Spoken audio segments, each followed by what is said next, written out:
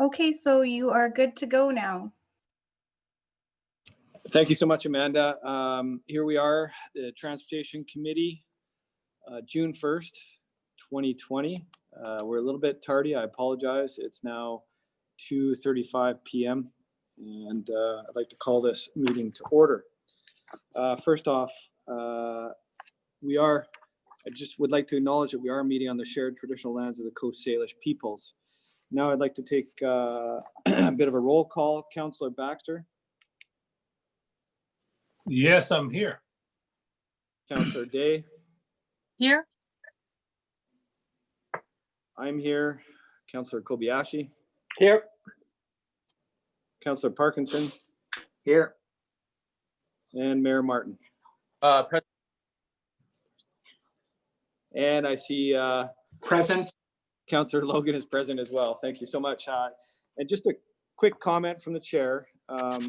Welcome everybody and members of the public and our delegates from various groups that are present and waiting in our waiting room.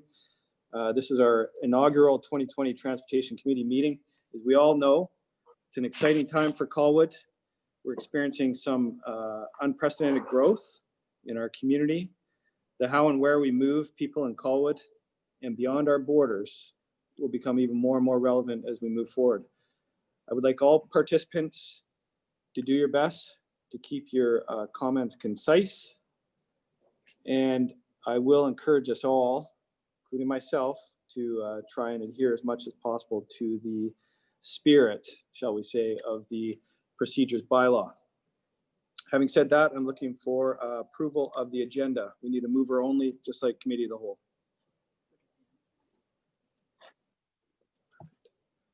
And Councillor Kobayashi, thank you very much. Any discussion on the agenda? Hearing none. All those in favor of adopting the agenda? Or anyone, let's do it the other way around. Anyone opposed to adopting the agenda, please raise your hand. Thank you so much. That agenda is approved. We'll move now to public participation. We do have a member of the Royal Bay Homeowners Association, Mr. English, waiting in the waiting room. Okay, I'm just going to let him in.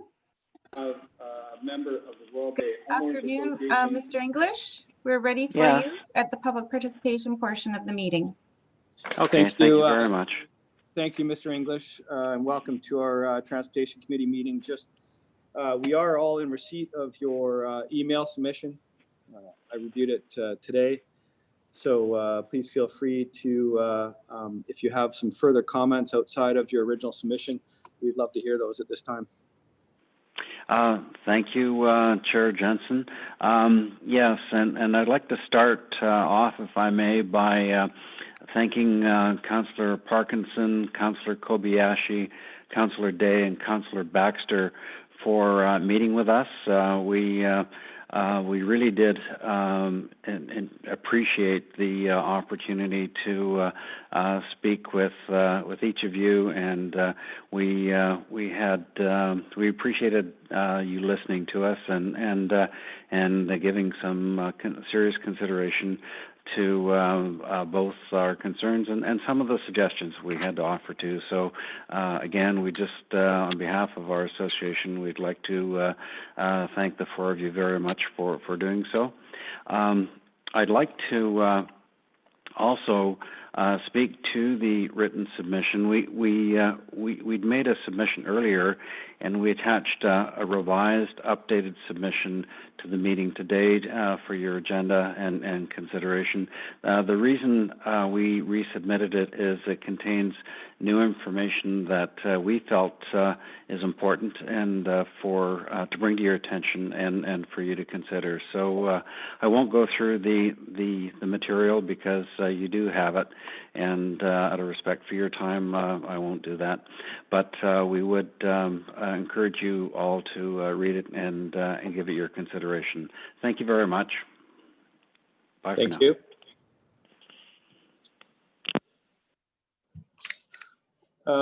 Amanda, do we have anyone else for public participation? No, we have no other people registered. Thank you. Let's move on to 4.1, Transportation Master Plan Update. I would like to welcome Mr. Dan Casey from Urban Systems to provide us an update from the Transportation Master Plan. Mr. Casey. Good. Thank you, Chair. So video okay here for me? It sounds great. Good. Excellent. And we have a slide deck that I'm hoping we can get queued up there.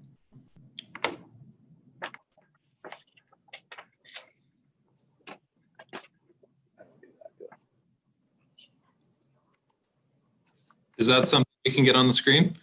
So I think that comes from your end and you share it, and you can't have a video and put up a presentation at the same time. Dan. Okay. Okay. Well, let's, we have there was a PDF attached to the meeting agenda. There are about 14 pages, I believe. If everyone has that in front of them, either on their screen or in hard copy, I'll navigate us through as we go along. I could share it on my end if you just want to hold on for a moment. That'd be Thanks, excellent. Matt. Okay.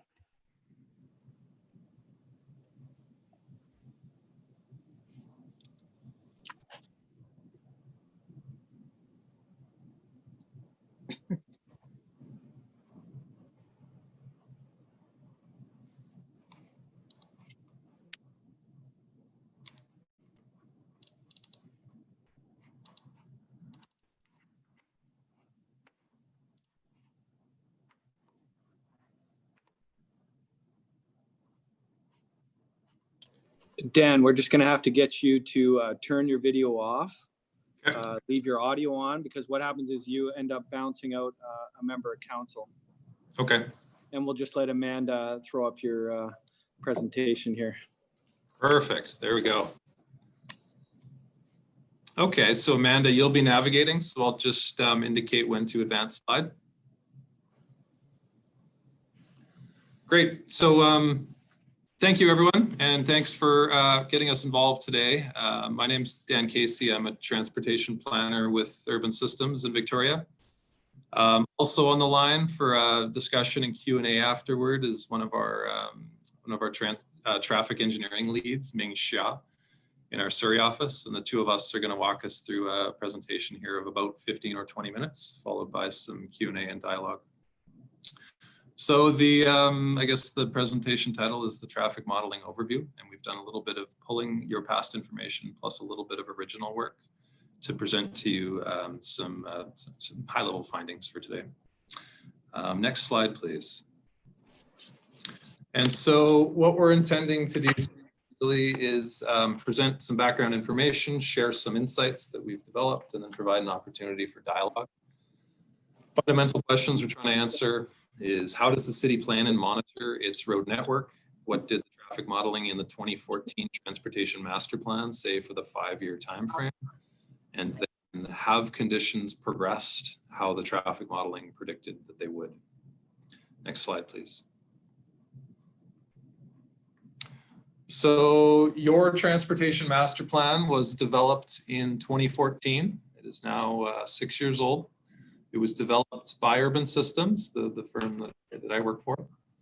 And importance, the implementation section in that plan was divided up into 5, 10, and 25-year time horizons. So it identified actions or improvements that would be required by 2025, and 2038. Slide, please. It was comprehensive in that it was multimodal and covered all travel modes. So it looked at land use and vibrant centers. It talked about livable communities, it talked about walking and cycling, public transit, and then lastly, complete streets. And so that's where we're going to pick up on some of the work, the counting, the analysis work, and the conclusions that came from that complete streets work. That included looking at a full citywide network analysis, as well as looking at the intersection level and then what upgrades might be required on which timeframes, the 5, 10, and 25-year timeframes. And so in what we present to you today, we're going to pick up on a lot of that background work that was completed as part of that TMP, Complete Streets section Next slide, please. Since that time, you've seen this joint memo, which is a traffic study that was submitted on behalf of both Latoria South and Royal Beach applications. What happened historically and is typical is each development application would come forward with a traffic study, but I believe rightfully so in this case, given the adjacencies, that those two applicants were asked to come back with a joint traffic study and make sure that the land use assumptions and trip generation and network impacts were coordinated, and that's only the right thing to do in this case.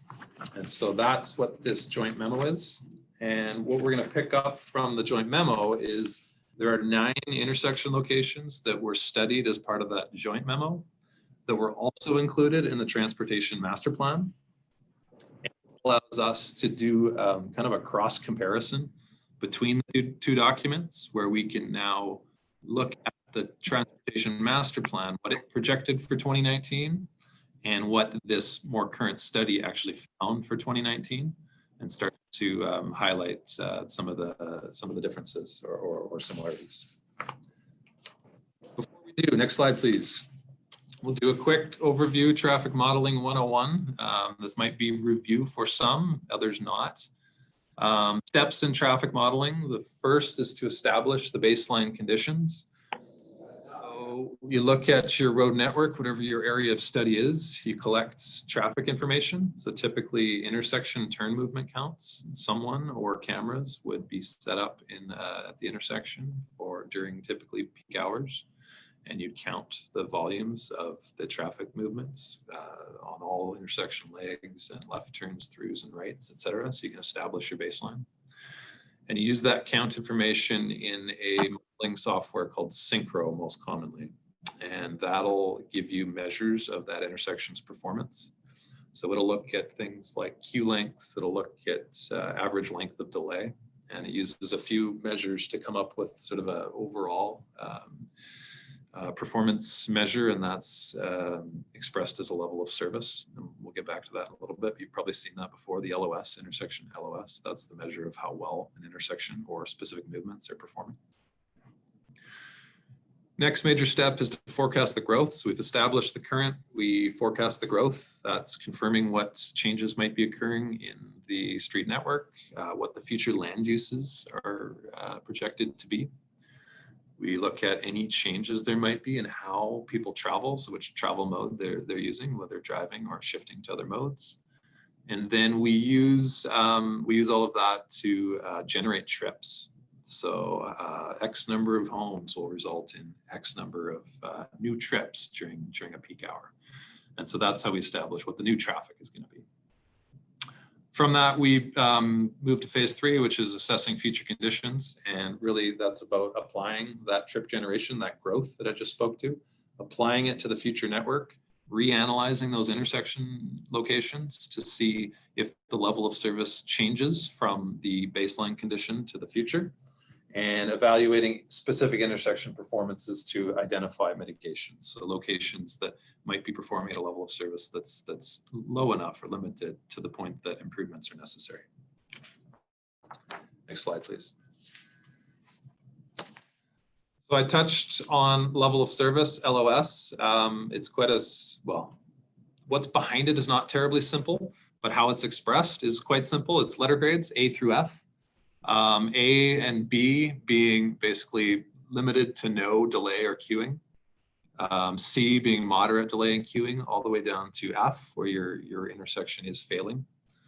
Many municipalities will accept either C or D as being acceptable before improvements or mitigations are deemed necessary. And that often kind of depends on the nature of the place and how urban it is. But that's where we start to see a level of service C or a level of service D. That's where we start to take notice and consider improvements in that location. Next slide, please.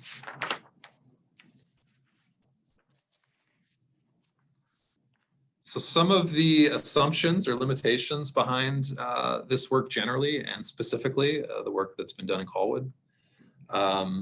With respect to the Transportation Master Plan, It was based on, so I talked about a 5, 10, and 25 year time horizons. The 2014 was obviously established using manual counts, which a number of I don't know the exact number, but it was in the 20s or 30s are included in that. So a lot of data collection work was done back in 2014.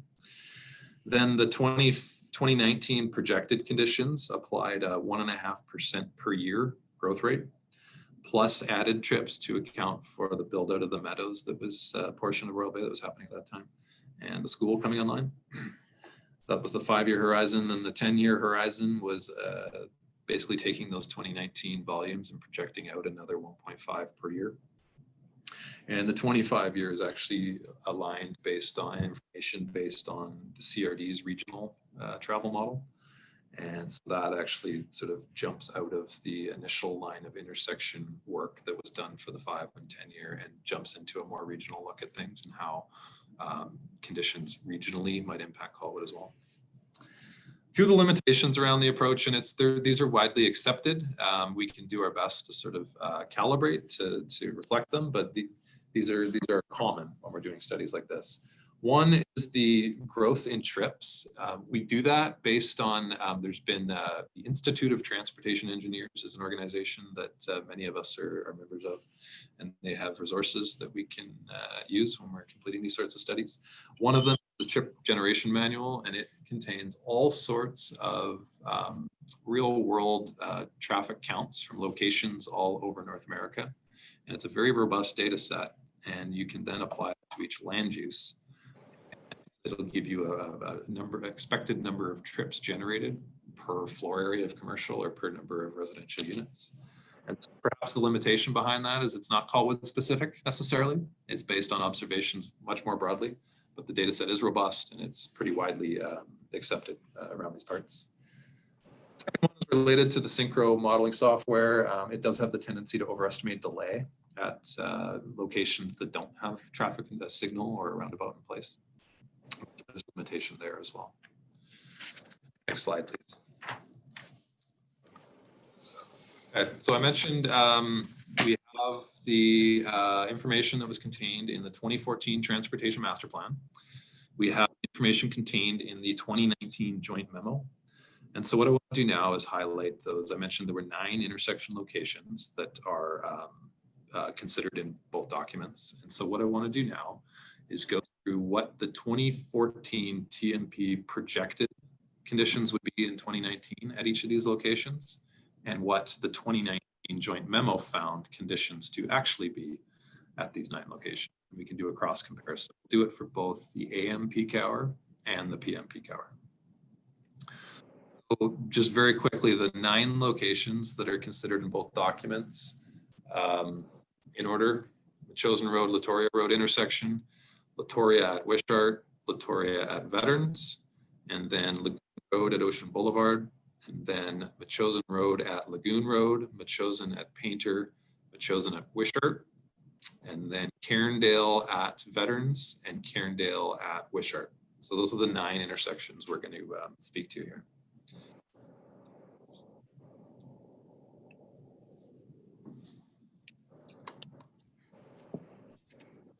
Can we skip forward 1, please? Thank you. Perfect. Okay, so this slide here is showing the projected 2019 AM peak hour conditions from the 2019 Transportation Master Plan. And as you can see, all 9 locations were projected to be functioning at a level of service B or better.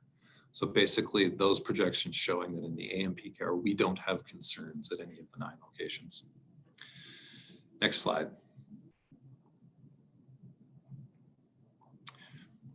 Shown here now are the findings from the 2019 Joint Memo for that same AM peak hour. And so what that document concluded was that 8 of the 9 locations would operate at a level of service B or better, but that Latoria Veterans intersection would be at a level of service C. So that's a change from what was actually predicted back in 2014. Next slide, please. Okay, so moving into PM peak hour. So this is 2019 PM conditions projected in the TMP. Again, 8 of 9 locations projected to be at a level of service B or better, but the Cairndale Veterans location actually projected to be a level of service C. And I'll come back to that in a sec. Next slide, please. And then lastly, 2019 PM conditions actual as concluded in the joint memo. So joint memo found that actually all 9 locations would be at a level of service B or better, so not quite aligning with the key takeaway from the TMP from 2014. Next slide. So key takeaways from all of this, really 2 locations that we'll say hit the radar in terms of what this background work is telling us. One was the Cairndale Veterans location, which overall TMP indicated a level of service C. Other documents, the joint memo indicating level of service B. But really, those levels of service measurements are averages for the intersection as a whole. Where we start to see why those locations are dragged down a little bit and show up as a level of service C in some of the work is really related to the side road to Cairndale and the level of delay incurred by individuals, especially needing to make a left turn or a through movement. And that's on both the east and the west legs of Cairndale. And so that's where consideration to a signal might be given, is to create that gap on veterans so that those straights and left turns can be made. The other key takeaway is related to the Latoria Veterans location, which is approaching the need for improvement. And I know historically there's been consideration of a roundabout or a signal at that location. And that location is quite a bit different. The volumes are fairly balanced on the 3 legs, unlike the Cairndale location, which is definitely heavier on the veterans movements. And so on these balanced locations, roundabouts can actually work quite well. Next slide, please.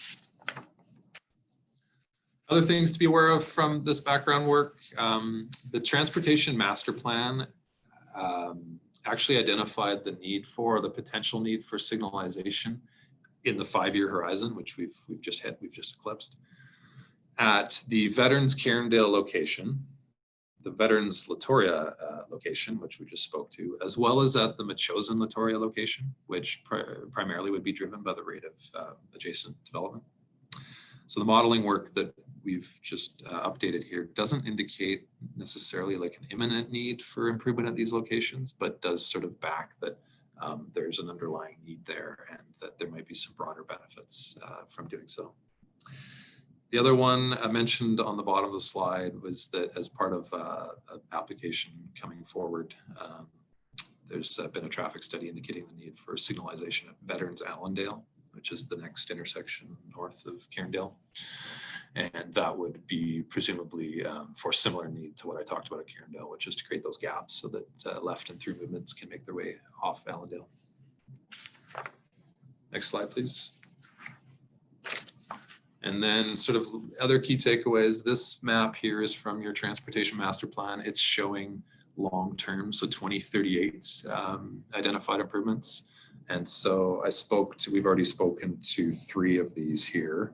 Metchosin and Wishart already obviously has a signal in place, but 3 more that sort of emerge. So it's Wishart, Latoria, Metchosin at Lagoon, and Metchosin at Painter. So locations that in the 5 or 10 year the work didn't seem to indicate the need for mitigation, but on a longer term horizon, the need might be there.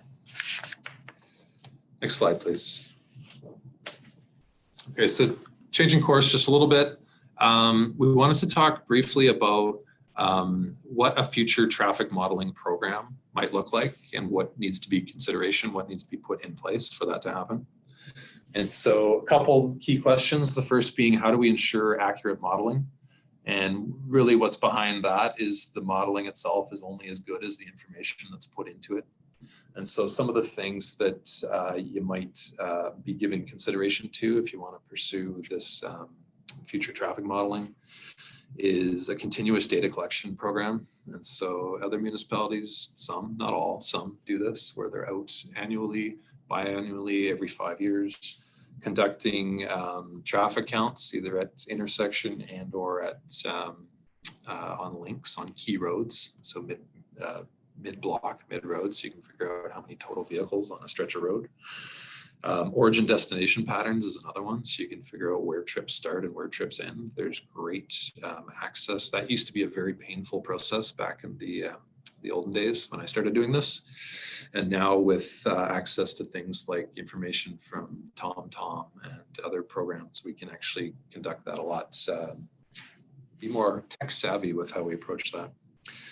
And that is nice if you want to understand how much traffic starts or ends in Colwood today versus how much is traveling through. Also important to making sure we're doing accurate modeling is land use, understanding your current state plus your projected land use and land use types as well as densities. That needs to happen both municipality wide, but also at site specific or known near-term development sites. Another key piece is understanding travel mode choices and how those might be changing over time. Are people continuing to drive at the rate they do, or more of them taking the bus or riding the bike? Having a handle on that. And then lastly, and timely and quite interesting, is given our current physical distance requirements and the impact that's had on travel conditions, is how long will it take for us broadly speaking, to snap back into traveling the way we used to, or do we travel the way we used to? And then what are the implications of that on not only sort of traffic conditions, but then the infrastructure that we already have in place, the roads and the signals. Also asking the question how to expand to modeling citywide. So we just spoke here to basically the information we had available to us, which was around the TMP and then this joint memo. To push this to citywide, you need to have counts available, obviously at a citywide level, which we were lucky enough to have as part of this joint memo for this more defined area, but you need that at a citywide level. Land use projections in place for, again, at the citywide level, and then have a handle on this mode choice, modal changes, and planned network improvements, either in the municipality or beyond, that might impact how people are traveling within Colwood. Next slide, please. This is last item. We wanted to give an overview of, this is kind of neat because it's picking up on what is in the field today, is what would happen if Ocean Boulevard were truncated and could no longer accommodate through traffic. And so I would say just go out in the field now and just take some counts, because Ocean Boulevard is currently closed, but traffic conditions out and about right now are not indicative of what they typically are due to COVID-19. So we're instead we look back to some of the information we had for the 2019 work. And so the diagrams in front of you, the one on the left is showing the AM peak hour. The one on the right is showing the PM peak hour, and it's showing the busy direction only. So it's Victoria bound in the AM, and then Colwood bound, West Shore bound in the PM. And anything that's shown as red would be a net reduction in vehicles on that. Green would be addition. And then there, for select links, we've shown the actual numeric values, how many vehicles. Thicker the line generally illustrates more, thinner is less. And so what you start to see there is we take off 220, 280 vehicles off of Ocean Boulevard. We start to see where they're redistributed to. So some of the key impacts, vehicles make their way over to Machosen Road and Sooke Road. Those are some of the thickest green lines, as well as over to Veterans Memorial. And then the other piece that we see that, so this macro modeling doesn't do a perfect job of dealing with local streets, minor streets. The other thing we start to see here is that some traffic is pushed onto some minor roads, so some examples, I guess, on here would be the northern end of Wishart, up above where the fire hall is. We see, I think it's Pickford Road, which is perpendicular to Kelly Road, and Carindale, another one, where these are sort of more minor roads where because vehicles can't make their way through Ocean Boulevard, they're sort of encouraged or more inclined to use some of these minor roads to avoid what might be happening on the major roads. And so it's something that can be managed and something you would want to be very careful of if something like this were implemented permanently. Next slide, please. So with that, I'm going to conclude. I hope what was presented provided some understanding and provided a basis for a dialogue. I think we'll be here for however long it takes to do the Q&A here and discussion. I've got myself, also Ming is on the line as well, and Ming is behind a lot of this good work. So thank you for your time. Look forward to the chat. Thank you so much, Mr. Casey. Bringing it back to the committee table. Who would wish to have a go here? And Councillor Day, you're up. Great, thank you. I'm gonna start at the end of your presentation on the Ocean Boulevard numbers. And I had a fairly careful look at those numbers, and it seemed like they didn't quite add up. There seemed to be missing 220 vehicles on the AM and an additional 330 on the PM. So I'm not quite sure how that worked. Do you have any more details on that? Sure, yeah. So I did explain it's peak direction only, so it's not both directions, but it's the heavier direction in the morning and then the opposite in the afternoon. In terms of missing, if we were to add up all of the green lines, and I know some of them are so minor that the numbers would be quite low, but if we added them all up, they should be arriving at around the 220 and the 280. I think the 330 you were referring to in the PM peak is actually what's making its way back through Ocean Boulevard where it intersects with Sooke Road or Old Island Highway, I guess. That one. Is there a location in particular where that they don't add up? Well, particularly VMP and the Sooke Road and Aldine there, back and forth. They didn't seem to add up in that area. Okay. So I just want to understand the root of the question. You mean add up in terms of how could more vehicles leave in the morning, or I guess drive back in the afternoon than left in the morning? Well, the number that we're assuming are not traveling is 220. So that's the lagoon. Yep. And then, but the other numbers, like where did they go? You know, like they're not picked up. That number is not mirrored in the other numbers. It would be if we got into really detailed sense here. So if we looked inbound in the AM, 220, as you mentioned, not on Ocean Boulevard. Many of those are on Metchosin. Others found their way up Latoria and up Veterans, or through Cairndale and up Veterans. And you start to see that they make their way eventually out into, we'll say, View Royal, or through Langford, up Veterans. They're doing Goldstream and Whale, and obviously up Sooke Road as well. So I'm pretty confident if we added all those up, they would be at that 220. Okay. Well, they didn't add up when I added them, but that could be me. Just to I'll move interrupt on to Cynthia, just for a second, I see Brent has his hand up. Maybe we'll see if he has some input with regards to your question. Mr. Molnar? Thanks very much. Through the chair, Councillor Day, I understand exactly what you're speaking to. I often have looked at these sort of maps and wanted to do the physical math to see where they go. Some of the assumptions on some of the green routes where you see some, plus 130 or plus 60 or plus 70 or 70, you're right, it doesn't just cleanly add to 220.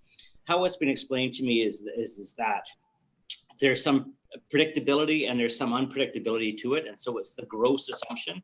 I think if the map was shown just a little bit north, so the coalescing point on Souk Road, kind of at Ocean Boulevard sort of area there, it may make a little bit more linear sense, but it's Dan is correct when they say that they've been spread out across the network.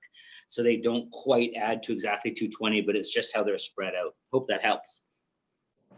Okay, thank you. And 2 slides before that, it's page 18 of 52 in our package, and it's the takeaways continued slide. You've identified 7 intersections, but I'd like to know why there's been nothing drawn in for the connector between Metchosin and VMP, which would be Allendale, or a left turn through the development over to VMP from Metchosin Road. That is development that is progressing, and I think it should be reflected in our planning. Okay, good comment.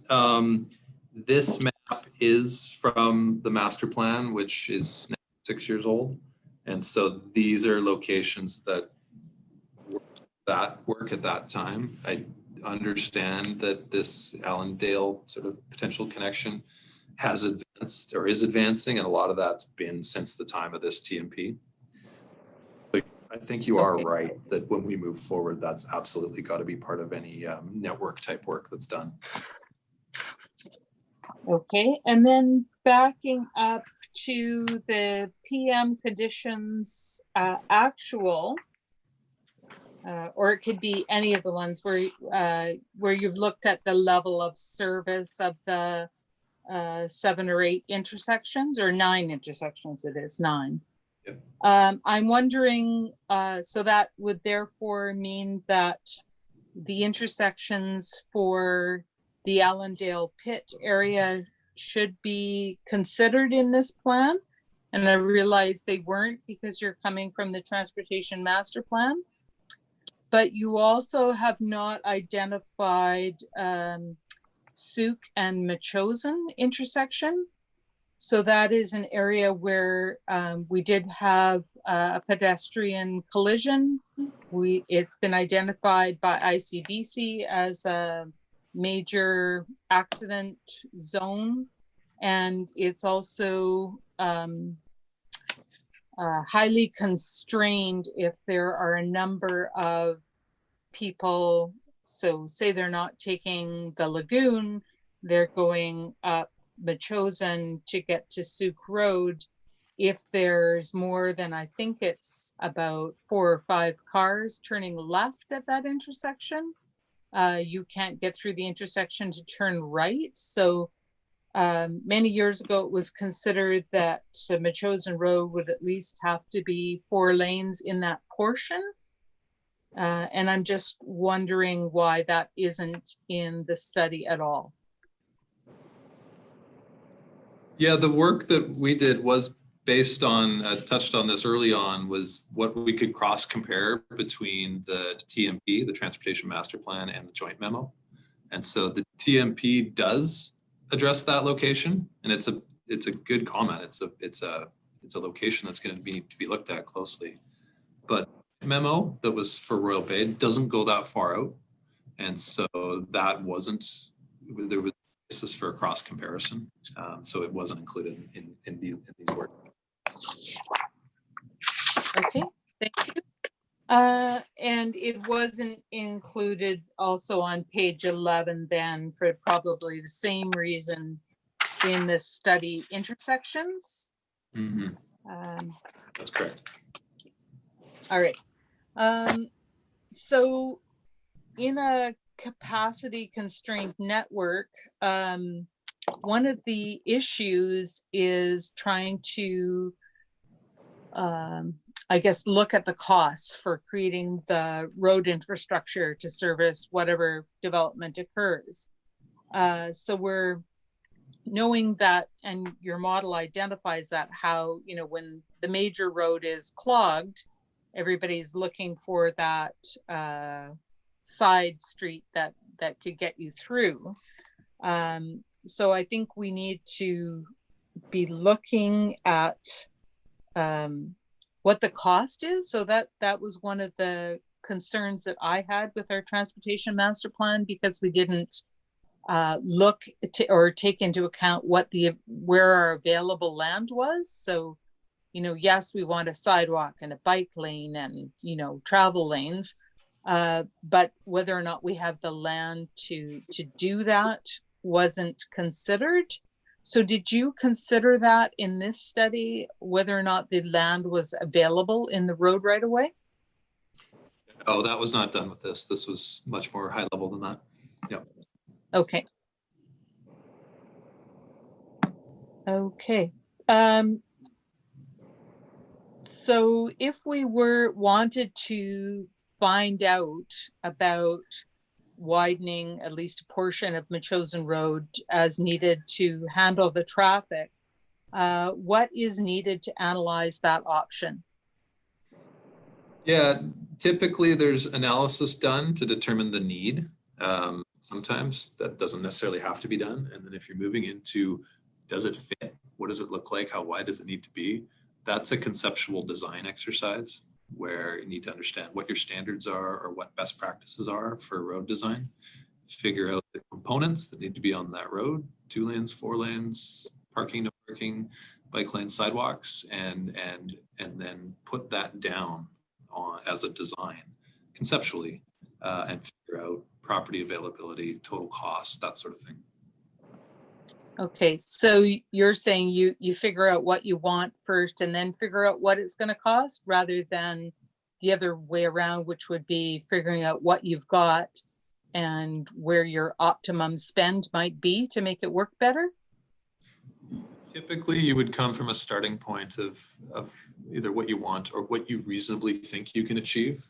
And then there'd always be some iteration, some reworking of that. If you go through the design exercise, cost it, and then go, oh, that's a little more than we're able to spend on this corridor, then you can start narrowing widths or removing certain elements. Okay, thank you. Good, thank you. Councillor Kobayashi. Thank you very much, Mr. Chair. A lot of my questions have been answered actually, but the last one I just have though is the actual, when you're doing the traffic counts, the manual traffic counts, was that an average over the morning, or do you just do them for a specific time period, like during the peak hours? Yeah. Okay, I'll speak typically to that, and then I might ask that Ming clarify if she can what was actually specifically done here. But typically it's anywhere from 1 to 3 hours, and typically it's done in both the AM and the PM peak periods. And so that might be 7 till 9 AM, and that might be 3 till 6 PM. And weekdays, we almost, unless something special happening in a certain location, it's always weekdays. And we always try and avoid Fridays due to slightly different commuting patterns. Yeah, that's right. So as Dan said, we typically will pick a typical weekday, for example, Tuesday, Wednesday, or Thursday, and then we will select a couple of hours in the morning and then maybe 2 or 3 hours in the afternoon, and then we'll collect these counts at every 15 minutes. So so you will, and then you can decide when the peak hour is going to happen, whether say 2:30 to 3:30 or 2:45 to 3:45. So yeah, that's how it's been done. Okay, thank you very much. Thank you, Doug. And next up we have Councillor Parkinson. Thank you, Mr. Chair. And thank you for your presentation, Mr. Casey. I thought it was a good primer, but let me tell you what I think is going on, and you can tell me if I'm anywhere near right or not. I mean, I think you're updating the transportation master plan for the whole city of Colwood, and what you presented here is a comparison with some recent information that we've received in the joint memo that basically addresses South Colwood. Is that right? I mean, this is the start of your work, but it's not the end of it, is it? So latter half of what you'd expressed, the focusing on the South Colwood, absolutely. That is the exercise. There is not at the point any further transportation master plan updating to be done. Okay, so maybe my questions aren't relevant here, but I guess my concern would be is that we looked at the South Colwood area and looked like the actual compared to the predictions were I would say pretty close. I suspect, I don't know if you cross-reference the actual growth versus predicted growth to see if it's because there's a little bit more growth. Some of the results aren't exactly the same. But I guess my concerns are, what do we do when we get out of South Colwood? What do we do when we hit Souk Road and Veterans past Souk Road? And also the input coming down into South Colwood from both Metchosin and Langford. Are we checking, is anybody checking that information to make sure that it's what we're doing in South Colwood works with what else the system is? Just to interrupt, I see Brent has his hand up, Stuart. I think I'll go to him first, Mr. Casey. Go ahead, Brent. Yep. Thanks very much. I felt that it's important to inform the committee members on what Dan's engagement was, and it'll help answer Councillor Parkinson questions. So through the chair, Urban Systems has been engaged to provide this information and provide a quick summary and update in regards to our 2014 Transportation Master Plan as looked at in 2019 and going into 2020 with the new information that we've got at hand.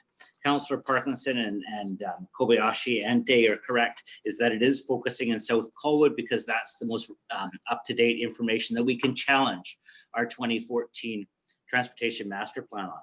If this committee decides to engage Urban in a further engagement, they will certainly be involved, but that's the sort of direction that we're hoping to achieve for this.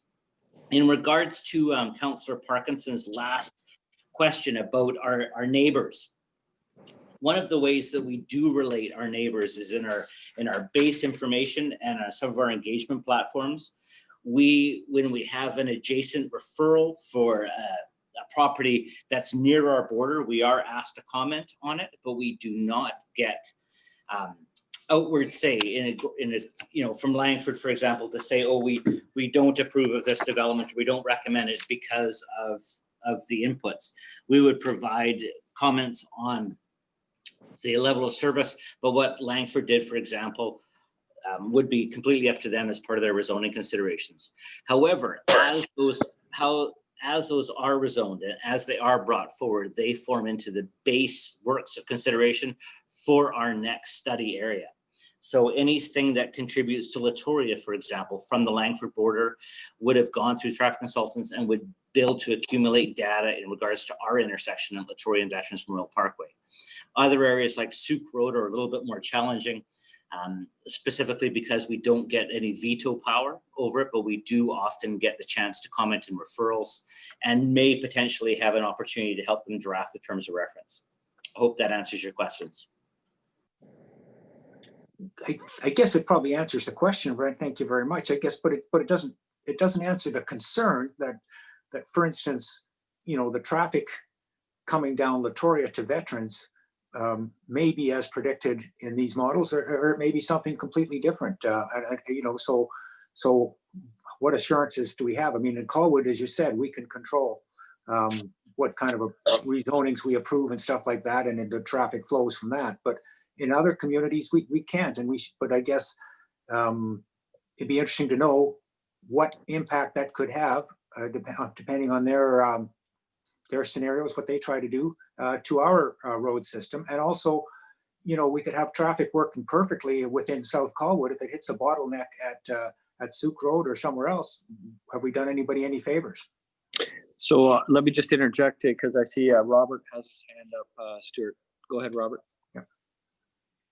Thank you, Chair Jansen. Just to provide some further context, this presentation to the Transportation Committee today is intended to provide an overview for both committee and the community about the city's traffic model. That model sits within our Transportation Master Plan, and we wanted to provide the overview to indicate to council that we do have a model. That model did predict the need for improvements over time.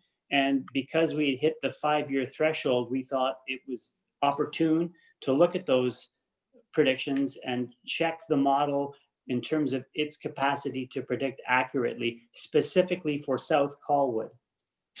In 2022, within the strategic plan that council has adopted, you have directed staff to update the transportation plan, the master plan. And so we are working toward that. Other reports this year, this spring, that you will receive will be with respect to monitoring traffic along our important corridors, and corridors that you just mentioned. Duke, Machosen, and Latoria will all be corridors that we add additional monitoring on so that we can provide further inputs into the model. This session today was to provide, again, confidence in South Colwood with respect to the prediction for change as density increased there, and the capacity of the model to predict the effect of that change. Further work will come, but an update of the plan is not scheduled until 2022. Thank you, Robert. Stuart, any final thoughts? No, thank you. I think I understand now. I'll be patient till 2022, I guess. You can, lots of time to note your questions. And finally, Councillor Baxter, go ahead and unmute yourself, please. Thank you. Thank you for your forethought. Dan, on Traffic Modeling 101, key assumptions and limitations, I just have a question about the 1.5% per year growth. Is that, in the way that's calculated, is that an exact mirror of population growth, or is it a separate number?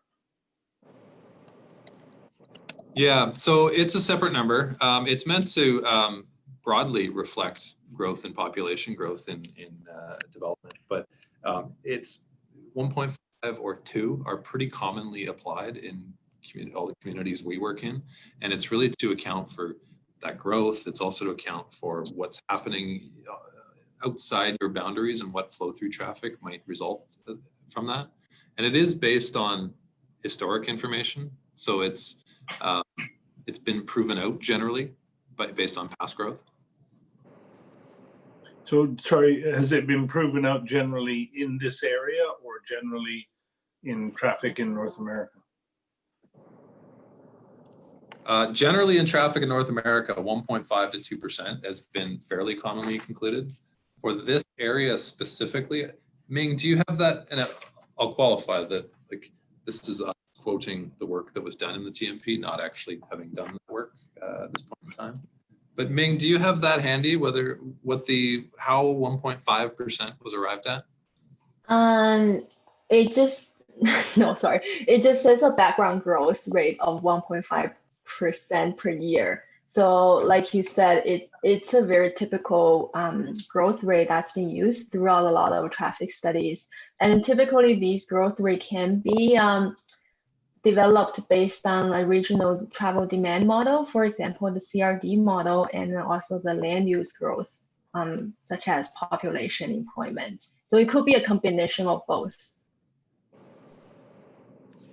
Okay, so that's something we could usefully have checked in the transportation model update in 2022. Yes, you could. Yeah, you could cross compare what was found back in 2014 with what would be collected in 2022. Great, thank you very much. And key takeaways continued is reference to broader mobility benefits. I'm just wondering if you could describe those. Yeah, I mean, one very key example would be the Cairndale Veterans location is the ability for, say, pedestrians to cross more safely, get them a gap in traffic where right now, I know there's a marked crossing there, I believe, but it's definitely challenging location to get across. So with a signal there, you would actually, the pedestrians could cross with the cross traffic. And so there's physically a stop in Veterans rather than traffic to stop for you as it is right now. Yeah, so that's one example for sure. Okay, thank you. And just wonder if you have any thoughts on, you have a reference to considerations of COVID-19. And I know people like yourself think about these things a lot more than I do, for instance. And I wonder if anybody's come to any conclusions about what the midterm effect might be on, say, the modal split. We'd seen a lot of bus growth because of the new bus lanes, and now there may be some resistance to getting on buses full of, packed full of people. Yeah, it's a really good comment. I don't have a concrete answer. My thoughts are that, and I think Ming would back me up on this, is that it's going to take more time than might outright think it would to return back to our travel patterns the way they used to be. I think you're absolutely right with the a lesser willingness to get on buses in close proximity to others, sadly.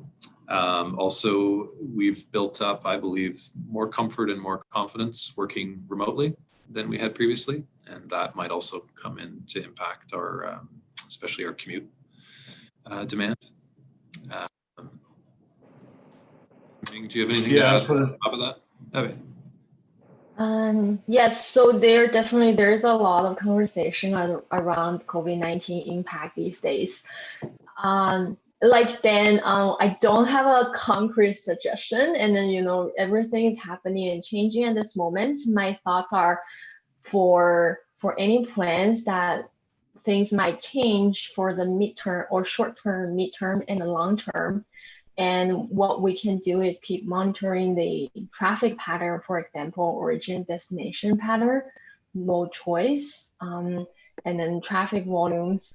So for example, the transit usage is that we might see some reduction in transit ridership, but you might see some increase in walking and cycling. So that's something also to consider. And then I know, according to a few big data providers that collect the data from people's cell phone to track how they travel these days. And at the beginning of pandemic, the traffic did drop by a lot, but then now the traffic is coming back again. And then in some states or provinces, the traffic has been already almost same as the pre-pandemic situation. So it's definitely something that we should keep an eye on. And then, let's see what happens after a while, and then we can come up with some more concrete solutions for it. Great, I appreciate your willingness to speculate a bit there. Thanks very much. Thank you, Councillor Baxter. Mayor Martin. Thank you. Looking at the last slide, second to last slide, the consideration of Ocean Boulevard and the traffic redistribution if Ocean Boulevard were closed. And I might have just missed this, but can you, and perhaps this is just a color issue that I'm more concerned about, is when I look at Souk Road between VMP and Metchosin Road, there's a little, it's red. And I just want to clarify, is that red because the consideration is that Ocean Boulevard is closed and that's increasing traffic to a point that's failing the road, or does that just happen to be a different color scheme? So it's not indicating a failure in the road necessarily, but it is indicating a reduction. So under a closure of Boulevard, the model concludes there will be less vehicles on that little stretch of Souk Road than there is if Ocean Boulevard were open. So that's what's that indicating. It's not sorry. That seems counterintuitive to me. So you're saying if we closed Ocean Bowl, so I'm talking about the little red line that's between VMP and Machosen Road on Souk. So I'm talking about Souk Road specifically, and you said that there's less traffic there. That's what the model output is indicating. Yeah. I don't if we're sorry, maybe I'm just get my own head around it. So if we're reducing our roads, so there's less vehicles moving down Ocean Boulevard, and we also think that there'll be less vehicles then moving down between VMP and Souk, or VMP and Machosen on Souk. Yeah, I mean, go ahead. It could be. But I'll believe you. It might be because the people from the south choose to use Veteran instead, and then to go all the way up to the north. So instead of turning right onto Souk, they will go straight. Okay, and that's why you see the increase. There's a lot more increase down Veterans rather than Souk. Right. And so part of that presumably is that because there's plus or minus 100 more cars on Souk, it's more congested, which means it's less attractive for, as Ming says, people from the south to use it. So they just stay straight up Veterans. Okay, no, that does make sense now. Thank you. I just couldn't get my mind around that, but that's a reasonable answer. Thank you. Okay. That's it, Chair. Thank you so much, Mayor Martin, and Dan and Ming. Thank you so much for the presentation. Good. Thank you for having us. It's been good. A pleasure. And on to 4.2. I know we have some BC Transit folks sitting in the waiting room. Amanda, if we can join them to the meeting. Hello, James Wadsworth here. Can you hear me? Hi, James. Thank you. Hi. Lisa Trotter is also with me. do you want me to introduce myself, or shall I wait? We have you here, James Wadsworth and Lisa Trotter from BC Transit. Yeah. To So regale us with a transit priority project. that's right. I'm James Wadsworth. I'm the manager of project development at BC Transit. And my role at BC Transit is to help communities make decisions and advance infrastructure projects. I also have Lisa Trotter with me, who's the government relations manager for the Victoria Regional Transit Commission. And I'm going to do the presentation today, and then we'll have questions and answers. Lisa and I will try to answer your questions as best we can. And thank you, James, and go ahead if you have a screen to share there. there's the share. Can you all see that? Looks great. Okay. So this is a West Shore Transit Priority Project update. There's a few different projects to talk about today that we're doing out in the West Shore. And it's also a chance for us to have a discussion on how we advance these and some of the pieces to advancing them. So look to have a discussion. And I did a little bit of an outline here. So I'm going to talk a little bit about our regional rapid bus strategy briefly. And I want to mention that we've got two different projects here at different stages. We've got what we call the Island Highway Transit Priority Project. That's between Colwood Corners and Highway 1. We have a West Shore Transit Priority Project. And that's further out in the West Shore into, I'll say, characterized as Langford and South Colwood. We've advanced a number of projects for developing bus lanes along Highway 1 with the City of Victoria and the Ministry of Transportation. And those are kind of highlighted in green on these maps. We did bus lanes in 4 sections in the City of Victoria. And now we've got a southbound lane and an outbound lane between Tillicum and Uptown. There's also bus lanes are included as part of the Mackenzie Interchange project. Those will be in operation later this year. We're also working with the Ministry of Transportation Looking at the northbound side of Highway 1 between Helmicken and where we connect with the off-ramp up onto Burnside and the Island Highway. So those, Mackenzie one is under construction, and what's called the Helmicken Weave Lane Transit Improvement Study is a planning study at this point. So I'll get into the other ones here. In terms of rapid bus, in 2010, we did a rapid bus or rapid transit project to looking at the transit investments out to the West Shore. And that's 10 years old now. So we're refreshing it because, as you can see on the last slide, we have a series of projects, but we feel we need an overarching strategy to remind ourselves what we're trying to achieve, how we can look at advancing rapid bus on the West Shore, as well as Mackenzie to help us move the system forward. And rapid bus it isn't just about bus lanes. It can be about other improvements, such as establishing what I'll call like a rapid bus station, service branding. Sometimes it's got a distinct brand than the rest of the transit service.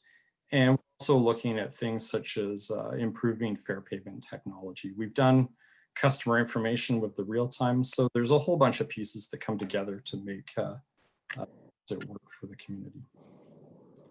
This is just a little couple pictures of transit in the West Shore. These are on the Island Highway, and in the mornings in the fall, people line up to wait their turn to get on one of the buses coming. They don't all necessarily get on the first bus that comes, but people do what they do on Broadway in Vancouver and line up to take transit. And evening, people are returning. In the picture there's actually 4 double deckers there. There's one coming into the picture, 2 at the bus stop, and 1 is just left. And so over time, we've moved from using our regular size buses to using more double deckers in the West Shore. We're also expanding our double decker fleet. And in the next year or so, you'll see another 8 double deckers. That should allow us, if required, to put more double deckers on trips to the. And this is just a pre-COVID slide. I didn't mention it on the other page, but obviously you've had some discussions on COVID, and yeah, we're going to acknowledge that transit ridership is lower right now, and it will, we're what I would call, we're in a recovery phase. TransLink noted the other day that they're now up 30% in terms of ridership in the last month from, I'll say, their lowest levels. And as people return to work, we're seeing people get back onto transit. And I think that in some of the regional markets for transit, the reason we're doing well in them is because there's a there's a cost to parking in downtown Victoria, and there's a cost to parking at UVic or Camosun and the hospitals. And when people go to those areas, quite often they're incentivized to take transit because of the cost of parking or availability of parking. And then as well as we're getting them there a little bit faster too. So as we move forward, we hope to recover our ridership, and I think it will take some time. But this is just pre-COVID. We were up 23% in terms of ridership over the last 5 years. We're carrying around 120,000 boardings a day. In the West Shore, we were up even higher. We're up 31% over the last 5 years. And specifically on the Route 50, which is the main bus route into town, 44% with the implementation of the bus lanes and the service. That was at about 10,000 rides a day, that's a pretty good. It's moved from one of our middle bus routes to, I'd say it's the second busiest route in the transit system now. And just when we talk about transit priority, that's a continuum of interventions that we could make in corridors. And it can be as easy as coordinating the signals so they favor the transit route. Be signal preemption, quite often called transit signal priority, where the bus can steal a few seconds of time at the intersection to get through, or in some cases can preempt the intersection so the bus keeps moving. We also look at things such as queue jumper lanes, which is a short bus lane around the intersection. You can look at peak hour bus lanes, and in some cases, when you're looking at bus rapid transit systems, they have their own to the side just for transit. And so we're looking at things that are on the spectrum of these things, like looking at what cost-effective interventions can we make. A year and a bit back, we started a project on the Island Highway. And again, this is looking from the Colwood, what people call the Colwood intersection, or change in View Royal, out to Colwood Corners. We came up with a few concepts that could help us out. We also looked at park and rides. Those concepts to View Royal and Colwood councils, and the ideas were endorsed by council at the time. And we went back to the Transit Commission for more budget to allow us to move into advancing to a detailed design to see if we have a project that we could move forward with Colwood. One thing I would say on the park and ride part is there's some options that are further out in Happy Valley and out on Souk Road, and we're looking at those options right now because it intercepts people from coming into their cars where we don't want them. So if we can capture that ridership and get them to switch modes further out, I think we're all off better. This is the concept that we were looking at in View Royal, which in the lighter green shows lanes from the 6 Mile intersection onto the highway, and also on Burnside Road coming underneath the highway. And so those would be in both directions.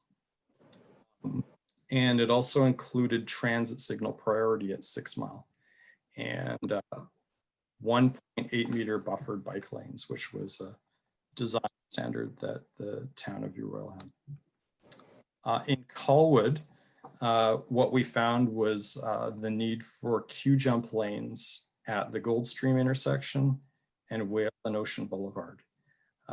The one at Colwood Corners would be delivered as part of the frontage of the Omni development.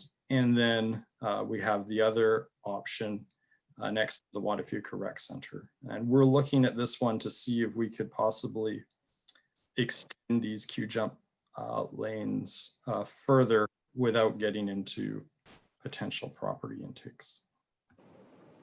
And why would we end up recommending these ones?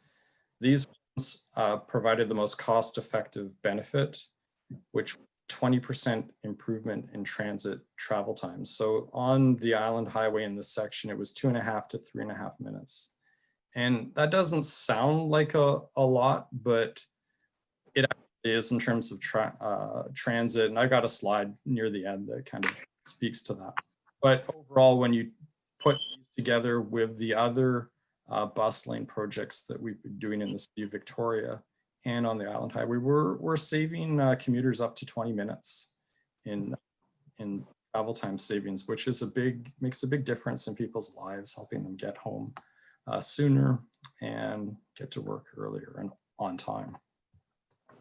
And so as I mentioned, with the Island Highway project, we'd been to council and got endorsement at a conceptual level. Council at the time wanted us some more information on what it would cost to do bus lanes along the whole corridor. So we're looking at that, and also asked us if we're moving closer to delivering a project to start to talk to stakeholders and engage with them on these projects. And that's something that we're starting to talk. We're at a stage where I think we're ready to start to do that, and we'll be working with staff, Colwood staff on how to best do that. But right now we're at going through the detailed design process. We're at 30% right now, and we've got that information. We'll be working with staff on their comments to get a concept that's right.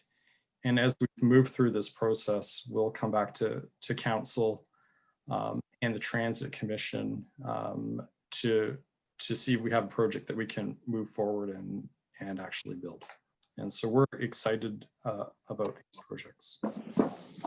Now, the second project that we're doing is still at problem definition and conceptual level, which what we've called the West Shore Transit priority. And the objectives are similar to the other ones.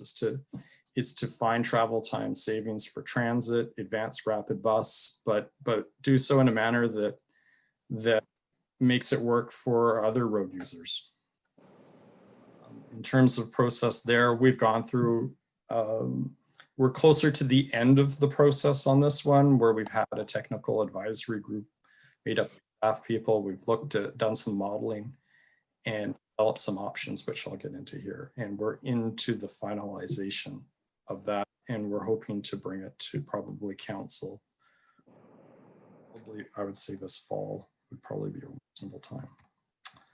This area is looking out in South Colwood. We looked at Veterans Memorial, Metchosin, Souk Road, Goldstream, all the way over into Happy Valley. Looking for areas that transit was having difficulties. I covered what's on the slide here, but we've also developed a model as part of this. VISM, for those who know what it is, on Goldstream, where we're looking at a series of intersections, and we did synchro modeling a few of the other intersections that are taking a independent look at them. This is just a heat map of traffic congestion.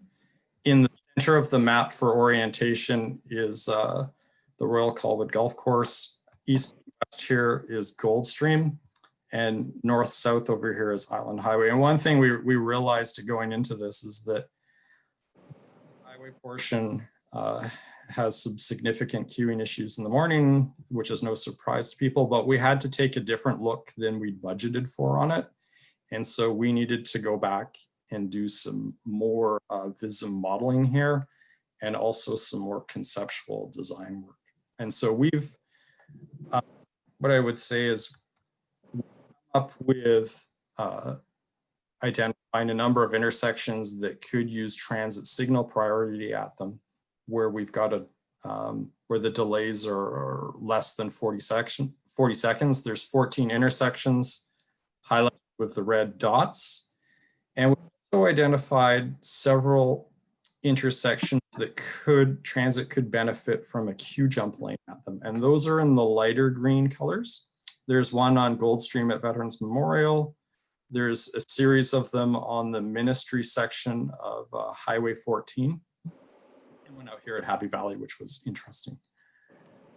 But over on the Island Highway here, we saw a section that could really probably benefit from an extended bus lane. And we needed to take a separate look at that one. And we're still in the preliminary stages of that.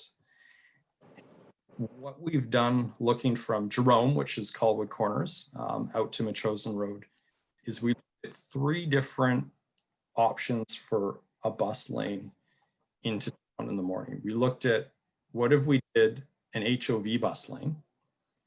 What if we did a separate bike lane and retained the other traffic lanes? Or what if we looked at a counterflow lane? So it would be one of the lanes alternates direction depending on the time of the day, but we only looked at the morning here.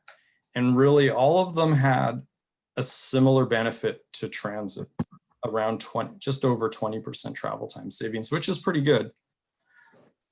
One of the challenges here is, many of you might know, is when you're trying to redesign a street within the existing right-of-way, you can get into some design challenges to try and make everything fit. And so we've got 21.8 meters to play with here. So the challenge is, how do you fit everything you'd like to do, from cycling to pedestrians to auto lanes to bus lanes in?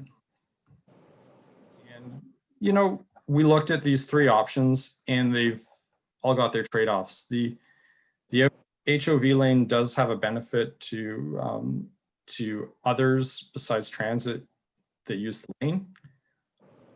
To do this, we needed to take away a travel lane for regular auto use. And that really the word would be traffic Mageddon it caused. So it would really be difficult for people in general traffic lanes, much longer queues.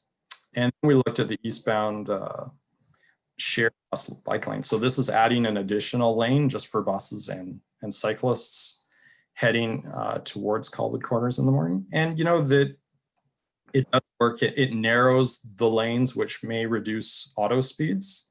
Something similar that we did on Douglas Street to fit in things there. And I brought some slides on that just so you could see how that worked. It doesn't really change the length of the traffic congestion today or the queue lengths.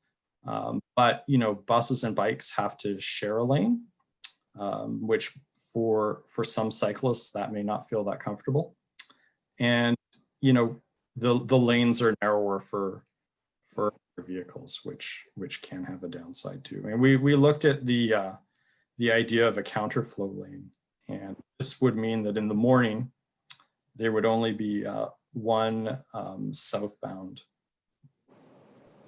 3 lanes going towards Colwood Corners. Now this is a significant cost to it, and it also requires more operational monitoring of the road and lots of signal equipment. So it's probably not the greatest option in terms of cost and benefit.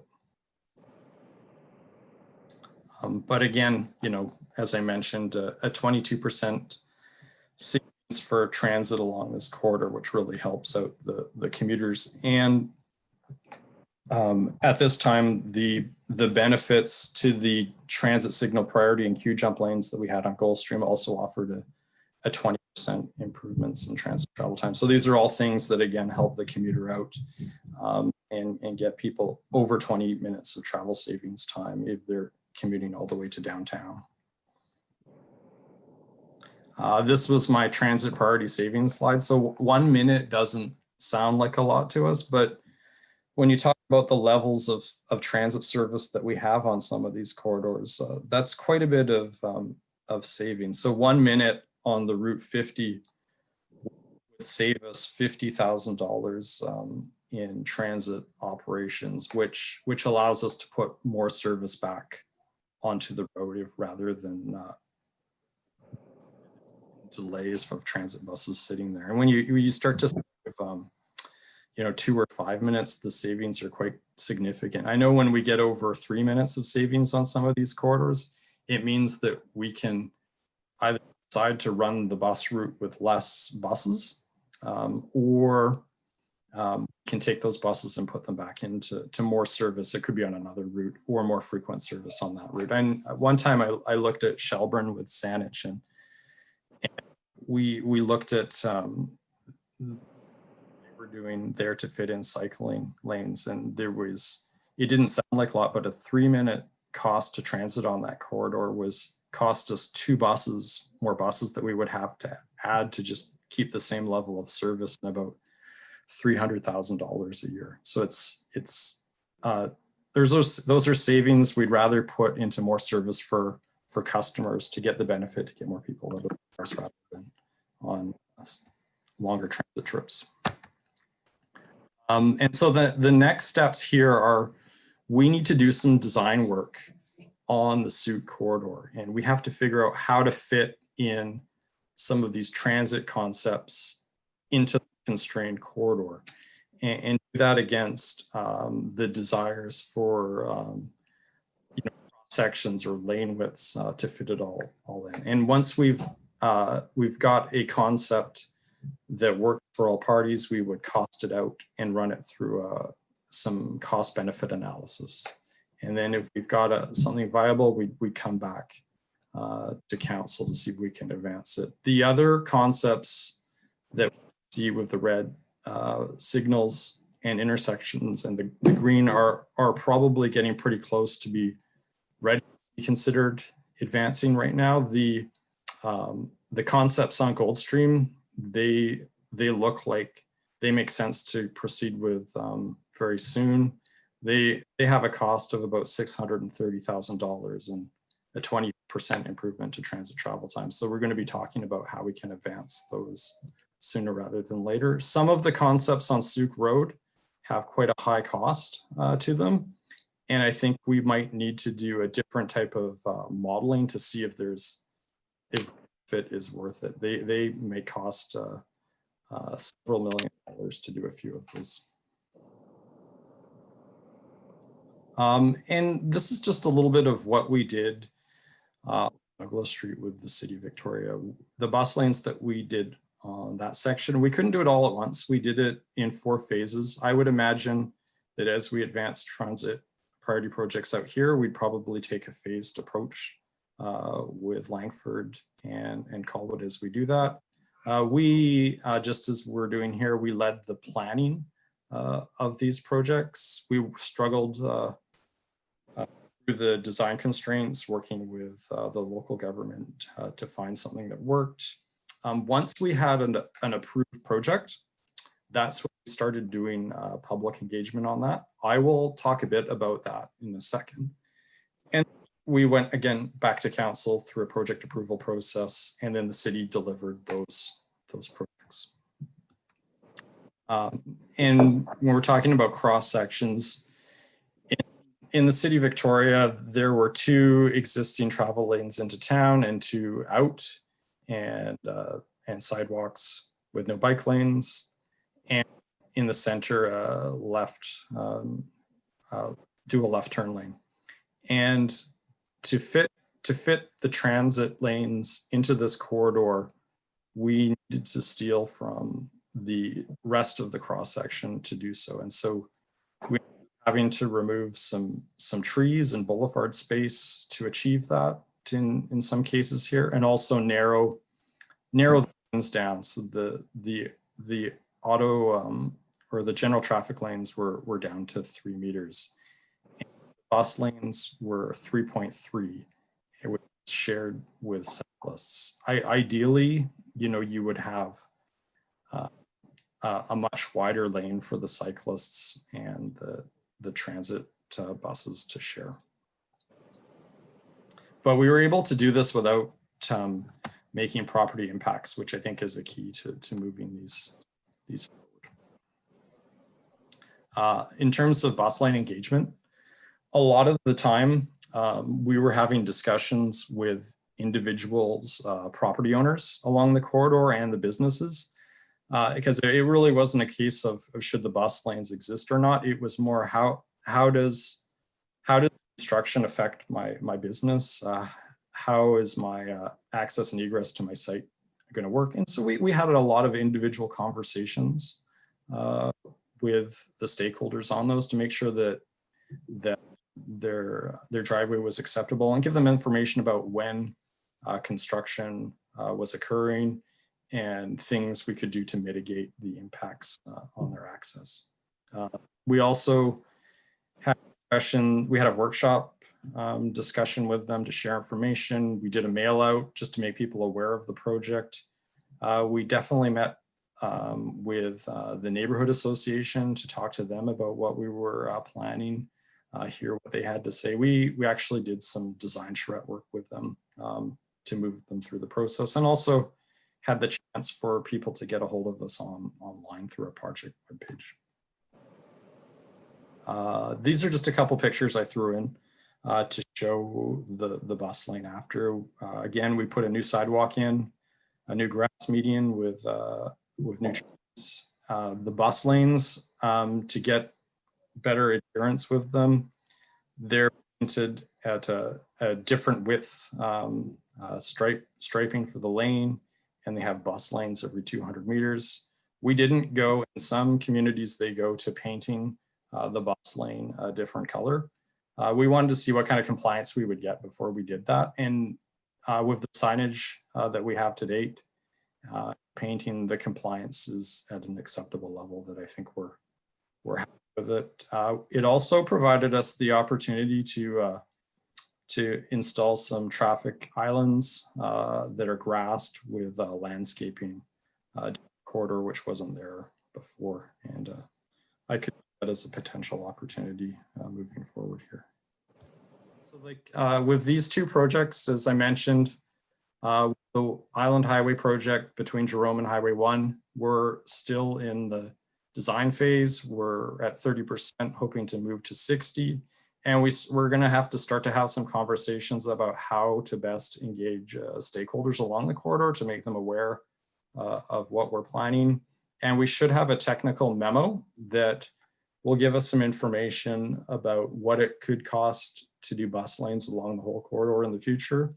And one of the reasons we didn't go there to date is it's going to take some property to get full bus lanes, and there's going to be a considerable cost, but this report should help us all see what that would be.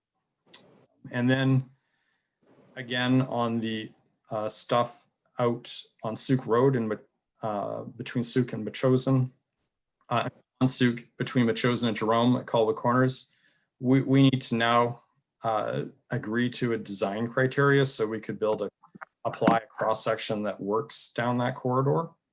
And then we'll have some conceptual designs that we can hopefully look at moving forward on. That is, and I think we're happy to take some questions. Thank you so much. I appreciate the presentation. And I think that first up is our very own Transit Commission member, His Worship Mayor Martin. Thank you, Chair. I'm going to ask you a couple questions I actually already know the answers for, but I think it would be benefit for council to hear the answers. Can you, first of all, when we're talking about COVID and obviously the budgetary issues that Transit's going through presently, how confident do you feel that we will be able to have the funds to actually move these things forward in the next couple of years? Lisa, did you want to take that start of that question? I don't think she does. Sure. Sorry, through the chair. All of a sudden my dog starts barking, the fun of working from home. Through the chair, I think that we're preparing to continue these projects as we would have prior to COVID. We recognize that we do have some capital funding that's been secured for the next year. And we also want to be ready with some of these projects shovel ready should there be any stimulus money or other funding that comes post-COVID. So I think that it's a fluid situation, and we're still trying to understand what the financial picture will be long-term for transit here in the region. But we see some promising things in returns to ridership, and I don't think it should stop us from this important work we're doing in moving these projects forward. Great, thank you. Just like to add to that, in that I recall back in 2008 when we had that downturn, one of the only projects that was shovel ready was the McTavish interchange project, and that got funded. So we want to put all of these ones out in a position, as Lisa's saying, that they're ready to go if there's the opportunity. Excellent.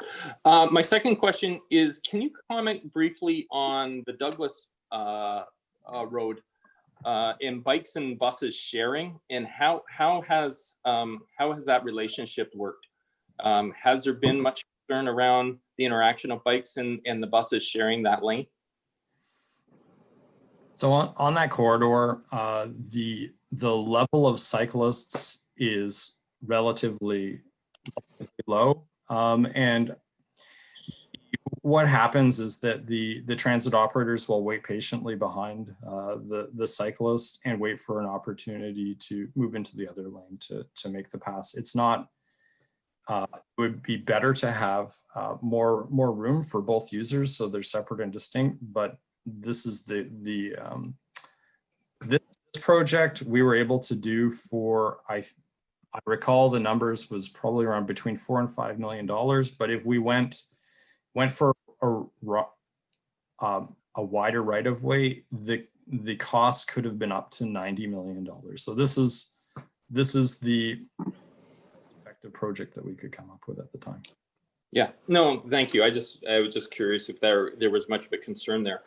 Can you tell me one of the things that we're looking at? We're going to be looking at it in the next week or two is maximizing the use of the land where the Colwood Park and Ride is presently without us losing any spots. But has there been any work done about what the best number of park and ride spots would be in that? And so, for example, should council be advocating, if we were looking at a project that was going to work in concert with that park and ride, should we be looking at more spots and be asking for more spots? Has there ever been any work done on that? Good question. Now, when we did that original Island Highway study, we did a park and ride analysis, and it's stretched now because it's been some time, but I believe we actually were way under on the number of spots that we need right now. And we could actually probably use 400 or 500 park and ride spots on the West Shore. And to date, what's happening is there's not enough. And so we have people parking on Goldstream and walking to the bus stops. The park and ride at West Shore Rec is oversubscribed, and we have people that will park and hide in different spots where we don't really want them to on the property. And we also have people doing park and hide in View Royal, where there's a ministry park and ride there. They're parking in that, but they're also parking in the neighborhood. And the two projects that we have coming online that should help right now with that are one further out in Souk by 17 Mile House, which is a much larger park and ride than theirs to date. And we have a preferred concept on the West Shore out on Happy Valley Road that we'd like to advance. So I think the short answer is, we'd like to find more spots at Park and Rec, but we understand there's other uses there, and that maybe if we have some of these other project advanced, there might be the opportunity to not add, but reduce what we have in Colwood. Thank you. My final question, Chair, and it's a little off regarding this, so I apologize. And if you don't want to answer it, it's fine today.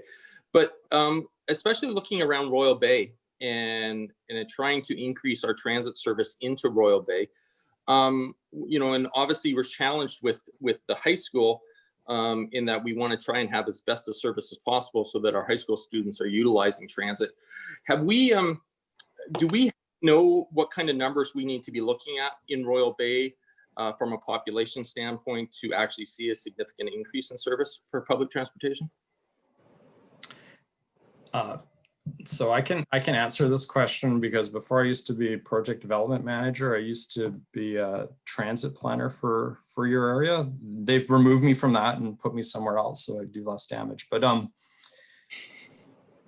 we did a West Shore Transit local area plan, and in there identifies a series of service improvements that we'd like to see in Colwood and Langford. And one of the top priorities was to add more service into Royal Bay. Right now, unfortunately, we only have trips that are going in there at school time. And I don't have them on the top of my head, but we do have some targets for when you should be introducing transit to a neighborhood. And normally that's 1,000 residents per square hectare over 10 hectares. I'll get the detailed answer to that. But the answer is we should be, in terms of priorities, we should be looking at that very soon. Yeah, I would appreciate that. And I think all the counties by having that number in front of them. And that is all my questions. Thank you, Chair. Thank you, Your Worship. And just a couple of quick things from the chair. James, 21 meters along that stretch of roadway on Souk Road, basically near Hatley Park. Doesn't seem extremely robust. I mean, are we saying that we can squeeze in a bus priority lane or a dedicated bus/bike lane in that stretch within that envelope? It's 21 yes, you're at 21.8 meters, and we can fit some things in, but I think there has to be a broader discussion on what are some I want to say the word standards. So Brent, if you want to jump in, it's just what would some desires be that are reasonable that we could fit in for the other modes of transportation? How wide do we want the sidewalks to be? How wide is it acceptable to have the travel lanes? Sure, so James, the road standards. James, thanks for that cue. And if okay, Chair, may I cut in? Go for it. Thanks very much. This is an item of discussion, and as James has noted, 21 plus or minus meters is what we need, and we are planning to bring for council consideration or committee consideration how that looks and how that's translated onto the actual right-of-way. Our Suk Road corridor through the area specifically in question that you've noted, Chair Jensen, is fluctuating.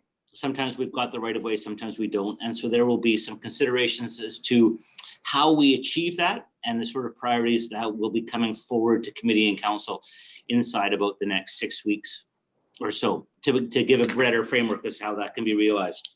It will, as James pointed out, for the city of Victoria, for some of their sections, there was some modifications that needed to be necessary for Boulevard, but they were careful to avoid some property acquisition.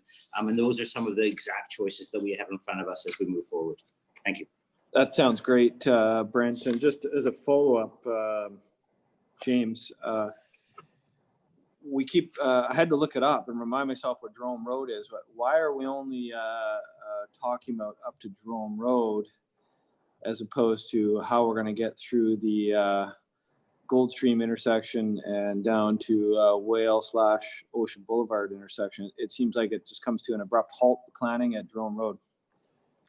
Right. And that's, I thought I could make the day confusing, but I'm trying not to. But I guess what we have going on is Omni is going to deliver the bus lane from Jerome to the Colwood to the Goldstream intersection as part of their development project. And then, okay, I think you did mention that, didn't you? So we're to the intersection there, but I would say past that, there's going to be a property acquisition challenge until you get past Denny's there, where things open up again. And the technical memo that we're going to provide city staff a draft in the next week help tell that story. Thanks, that's great. Councillor Day. Thank you. Just a few questions. There seems to be, for me at least, I haven't found a definition of what HOV +2 means. HOV +2 would be, so it's for HOV, high occupancy vehicle, and +2 would mean that it would be the driver plus 2 passengers in the car. Okay. So 3 people in a car. If you had 3 people in a car or a bus, you could be in an HOV lane. Okay. And your heat map that you had, I just wanted to note that that is mostly showing Langford, not Colwood. Yes. And I think we had a heat map for other areas, but what I was trying to demonstrate with this is really, it was showing that area that we really needed to focus on that wasn't apparent to us earlier was this section in here from Royal Roads into Colwood Corners needed additional work. So we had to do some additional modeling there. And now we're having to do some additional design work there. Okay, I'd be really interested in seeing Suk Road all the way back to the Metchosin intersection, because one of the standard measurements that I think our residents use is how long they're stuck in traffic getting past Royal Roads University, because it does back up all the way to Kelly Road. If you listen to CFAX in the morning, you'll often hear about it being backed up in that area, at least prior to COVID. And so I think that entire stretch does need some looking at. So I just thought the heat map going back further into Colwood would be helpful for your transit planning. That's a good point. And I just brought up this other slide here, which shows that we see that there were delays and queuing on Burns Memorial at Souk Road, and as well as we leave Colwood into onto Jack Road heading out Highway 14. There was queuing Yeah. that far. Great, thank you. Also, have you considered at all increasing in some way the number of bikes that buses can carry? Because that has been a concern that's been raised with me by quite a few people, in that it can be very unpredictable if they're using the bus bike option. Yes, now that's a great question.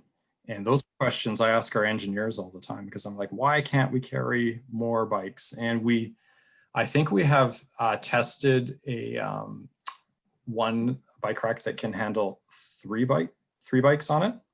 And one of the interesting things that I've heard from that is when the bike rack is deployed, there are bikes on it. And what that does is it disperses the headlights of the bus in the front. Yes. When we're in urban areas where the lux lighting is higher, that's not an issue because the street is lit well enough. But when we're in suburban areas that have lower lighting, they decided that was not safe to have that many bikes on the rack. The bike racks also can impact the turn radius of the buses. So when we make the bus longer with the extended bike rack, it can make it more difficult for the buses to turn. And I think we're just right now we're at a phase where right now all of our buses have the ability to put 2 bikes on them, and we're experimenting with a newer bike rack to see if we can fit 3, and we can find out what the status of that is, and next time we see you, we can give you an update, or we could provide an update to Brent. Is there a reason why they don't consider putting a bike rack on the back of the bus?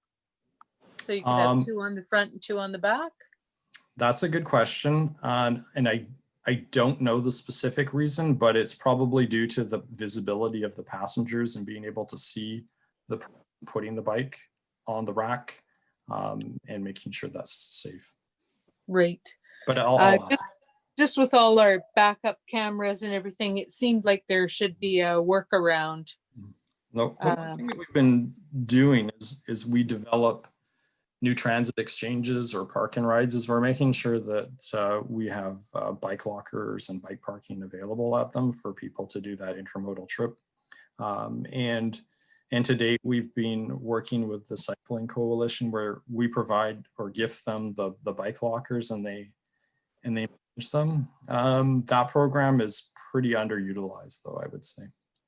It's very hard to access. Exactly. I think that, yeah, that was something that I have investigated for a couple of residents in the past and just have not been able to get through to the Bike Coalition, to who's organizing the lockers. So maybe that just needs some tweaking to make it work better. But it would be great, given that we're all trying to be a little greener, and with park and ride options being at a premium, bike lockers would certainly help with that. Agreed. And just wanted to comment on the lane widths for Souk Road, where you're considering the HOV options. And I just wanted to add that from my perspective, the 3-meter travel lanes are quite acceptable. Very few times that there's a vehicle large enough that they can't fit, and people have to jiggle a little on Douglas Street. I've seen that happen, maybe only once or twice, and there's still big trucks coming down Douglas Street. So I think it does work, and I believe that the majority of Souk Road is 3.4 meters currently. So there's quite a bit of space there, and I'll be interested to see what you come back with staff on what those options are. And you mentioned 2 locations that you're looking at park and ride preferred locations, including 17 Mile House and somewhere in the Happy Valley area. I think that there's a lot of very small lots, like the one in View Royal. There's one in Langford at Veterans Memorial Parkway and the Island Highway area there. But those lots fill up very quickly. So I think having dispersed lots, like not just a 400 car parking lot somewhere out far from everyone, but even more that are in the 30 or 40 car parking spaces would be very helpful. Thank you. Agreed. We need to put them where people can use them. Yeah. Thank you very much, James and Lisa. We appreciate your presentation. Thank you for having us. We appreciate it. And thank you, Amanda. New business 5.1. Go Colwood matching app. And I'd like to invite Sandra Russell to our meeting. Thank you, Mr. Chair. Can you hear me all right? We hear you just fine. Thank you. Perfect. Thanks for this opportunity to introduce the Go Colwood Ride matching app that's proposed. I'll keep it brief. The day is getting long here.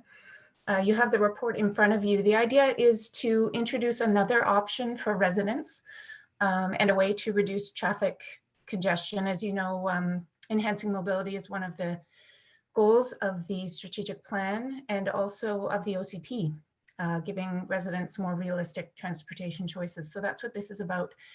The strategic plan actually lays out a number of initiatives, everything from road cross sections, sidewalks, crosswalks, cycling plans, a whole bunch of things. And so the idea is to brand all of those as they move forward as Go Colwood, so that people will begin to see all of these things in a coordinated way as the city's momentum in improving transportation. So that's one piece of this report. The other piece is about this first initiative approved in Council's strategic plan. The ride matching app is basically just allows passengers to connect with another driver, to connect with a cyclist, to commute alongside and to share their cycling knowledge with. Transit users could map their route, and the city could create events, community challenges, and just increase people's awareness of the options and increase energy around those options.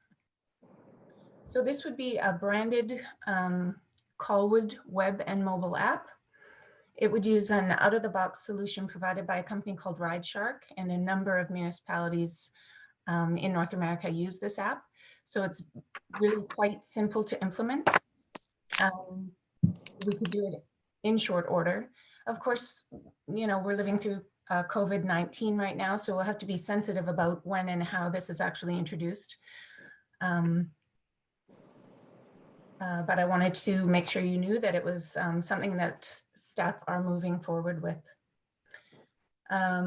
Basically, once it's implemented and it's simple to do, it becomes a promotions opportunity, so that we are telling people about this option and increasing active transportation options for people.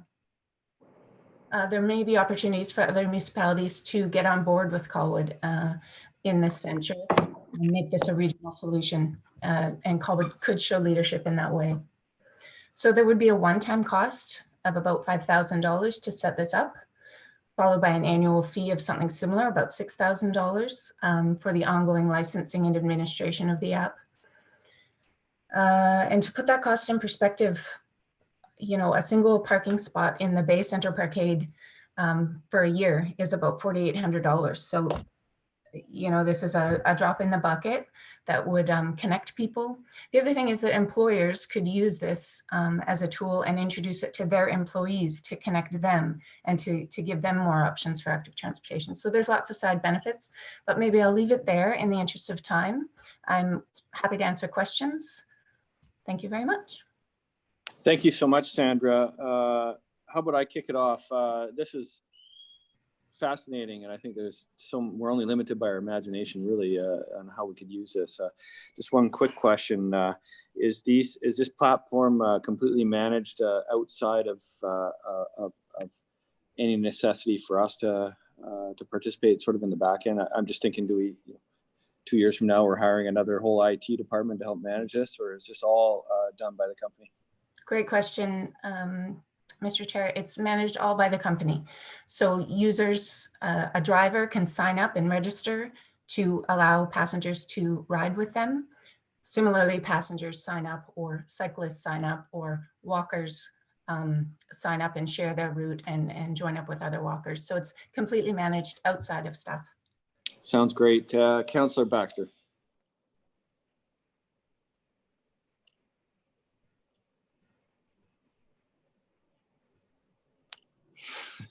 You got to unmute.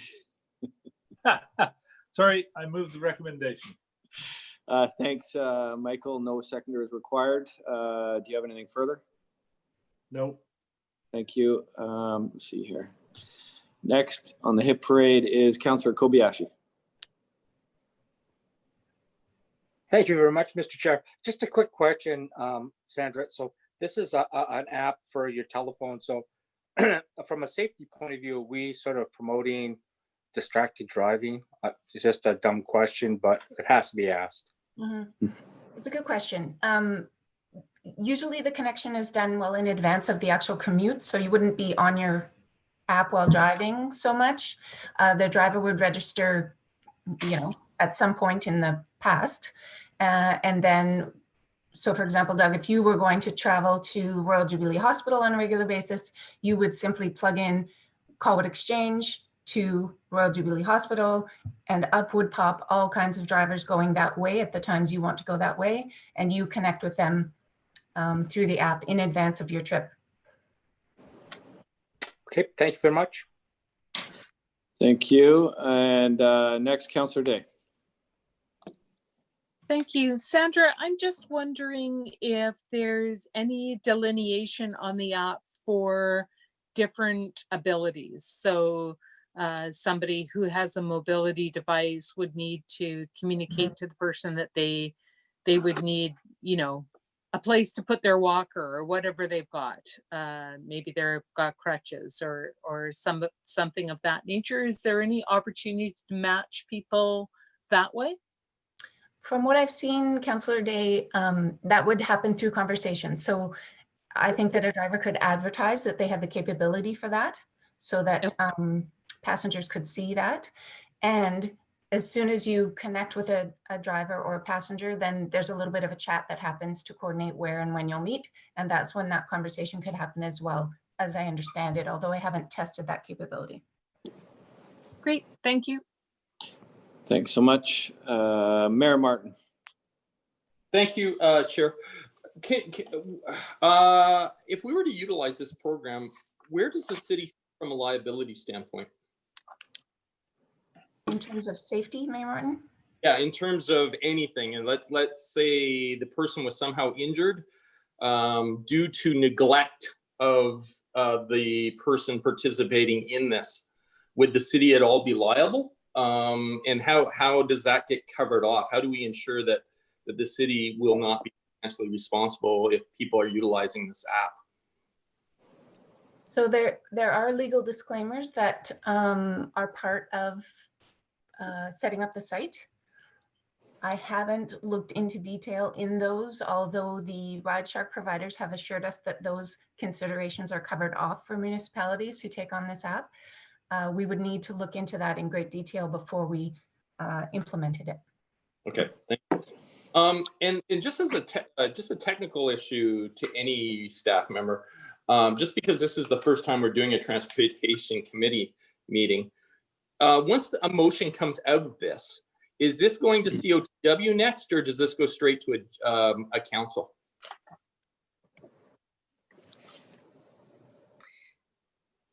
The corporate officer, Selena here. Would you like me to respond to that, Chair Go Jansen? ahead. Go ahead, Selena. Thank you. Yes, all recommendations coming out of the select committees would go to council unless, of course, the committee felt there was a reason it needed to go to committee of the whole and could refer it there, but typically they will go straight to council. Great, thank you. Those are all my questions, Chair. Thank you, Mayor Martin, and thank you for the very interesting presentation, and read, Sandra. Thank you, Mr. Chair. So I have noted here, next meeting of the Transportation Committee Transportation Committee is Monday, September 28th. Point of order. Are we going to vote on the recommendation? Sorry, very good. Thank you for the point of order. I think, was that Doug flapping there? Thank you so much. How about this? I'll now call the question. The question is essentially just to receive the report. So anyone who's opposed, if you could please raise your virtual hand. Seeing none, thank you. The recommendation passes. And thanks for the reminder. The next meeting, September 28th. And I need a motion for adjournment. Oh, sorry, I see, hang on, I see Robert Earl raised his hand here. Maybe before we all adjourn, Mr. Earl, go ahead. Thank you, Chair Jansen. I just wanted to provide the heads up, notwithstanding your disclosure of the next scheduled meeting, that administration is likely going to reach out in the next couple of weeks with an attempt to schedule an additional meeting of this group to talk specifically further in detail about distribution of the right-of-way in the Suite Corridor as we desire to move forward with the transit options that you heard about today. Thank you so much. So I'll rephrase that the next scheduled meeting is September 28th, but stand by for an interim meeting. And with that, a motion for adjournment.